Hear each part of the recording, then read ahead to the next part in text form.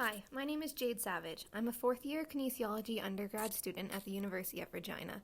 I am majoring in human kinetics and have completed my honors project examining the acute exercise effects on spinal plasticity under the supervision of Dr. Cameron Mang.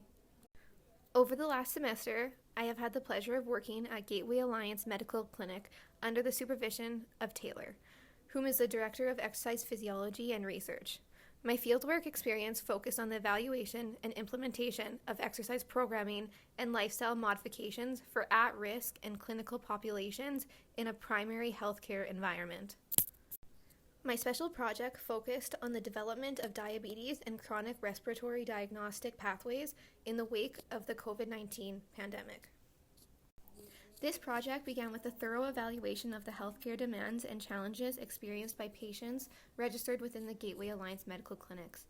Using motivational interviewing techniques during exercise physiology-related intake processes as part of their individual care plans, we identified a great number of rate-limiting steps in both access and continuation of care.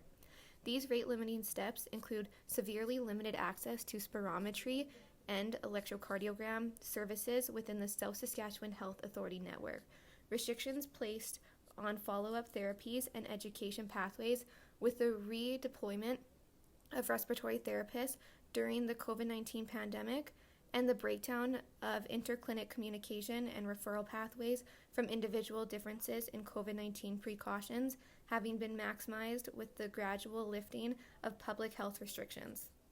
We aimed to address these challenges by developing tailored chronic disease and rehabilitation pathways within our clinics that include spirometry data collection and interpretation, electrocardiogram collection and interpretation, and lastly, pharmacological education, as well as developing referral pathways that ensure continuation of care after the diagnostic tests have been completed, and lastly, to maximize the scope of practice of clinical exercise physiologists within our local health region to support patients during their transition from clinic to community.